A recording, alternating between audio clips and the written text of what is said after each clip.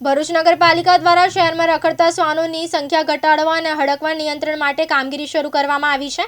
ગુજરાત સરકારના શહેરી વિકાસ અને શહેરી ગૃહ નિર્માણ વિભાગના એનિમલ બર્થ કંટ્રોલ રૂલ્સ 2023 અંતર્ગત આ કાર્યવાહી હાથ ધરાઈ છે। અત્યાર સુધીમાં ટીમે 150 જેટલા શેરી શ્વાનોને પકડી તેમનું ખસીકરણ અને રસીકરણ કર્યું છે। શહેરના શ્વાનના કરડવાના બનાવોમાં નોંધપાત્ર વધારો થયો છે। ભરૂચ સિવિલ હોસ્પિટલમાં માત્ર 1.5 મહિનામાં શ્વાનના કરડવાના 1094 જેટલા કેસો નોંધાયા છે, જેના કારણે શહેરીજનોમાં ભયનો માહોલ પ્રવર્તી રહ્યો છે। આ પરિસ્થિતિને ધ્યાનમાં રાખીને national action plan for dog mediated rabies elimination form India 2023 અંતર્ગત શહેરમાં રખડતા શ્વાનોથી થતા હડકવાને નિયંત્રણ કરવા માટે તેમની સંખ્યા ઘટાડવા માટે રાજ્યની નગરપાલિકાઓમાં રસીકરણ અને ખસીકરણનો કાર્યક્રમ ચાલી રહ્યો છે।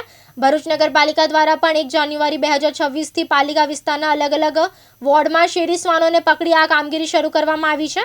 ભરૂચ નગરપાલિકાના મુખ્ય અધિકારી હરીશ અગ્રવાલે આ અંગે માહિતી આપતા જણાવ્યું હતું કે ગુજરાત સરકાર અને હાઈકોર્ટના આદેશ મુજબ આ કામગીરી શરૂ થઈ છે। દાહોદને સંસ્કાર એજ્યુકેશન ટ્રસ્ટ નામની સંસ્થાને આ કામગીરી સોંપવામાં આવી છે, જેના માટે તેમને એક શ્વાન દીઠ 2400 ચૂકવવામાં આવે છે। ટીમ શહેરના અલગ અલગ વોર્ડ વિસ્તારમાંથી સવારે શ્વાનોને પકડી જેબી મોદી બાગની બાજુમાં આવેલા પાલિકાના ગેરેજ નજીક રાખે છે। ત્યાં તબીબ દ્વારા તેમનું રસીકરણ અને ખસીકરણ કરવામાં આવે છે। ત્યારબાદ તેમને 5 દિવસ સુધી રાખી ખોરાક આપવામાં આવે છે અને સ્વસ્થ બન્યા બાદ જે સ્થળેથી લાવવામાં આવ્યા હોય ત્યાં છોડી દેવામાં આવે છે। આનાથી શ્વાનોની વસ્તી નિયંત્રિત કરી શકાય છે।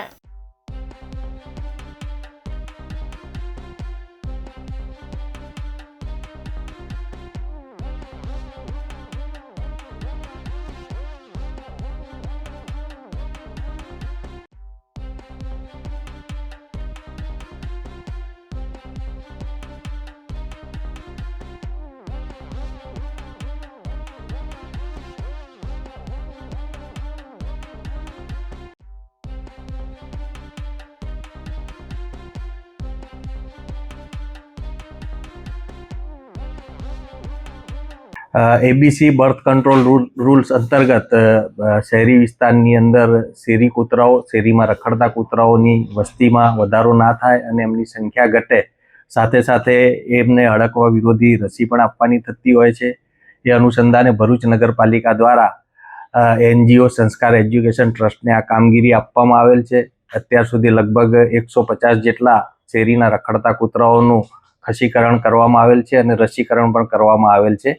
જે જગ્યાએથી કૂતરા ઉપાડવામાં આવે છે એ જગ્યા એ કૂતરાઓને અમારા શેલ્ટર હોમમાં રાખી ત્યાં ઓપરેશન કરવામાં આવે છે, એમને રસીકરણ કરવામાં આવે છે અને એમની જે રૂઝ આવે ઓપરેશન પછીની, ત્યાર પછી જે વિસ્તારમાંથી એમને લીધેલો હોય એ જ વિસ્તારની અંદર પરત મૂકવામાં આવે છે। અત્યાર સુધી લગભગ 150 જેટલા કૂતરાઓ ઉપર આ કામગીરી કરવામાં આવેલ છે અને વોર્ડ વાઇઝ આ કામગીરી ચાલી રહી છે અત્યારે। જીતુ રાણા, દિવ્યાંગ ન્યૂઝ, ભરૂચ।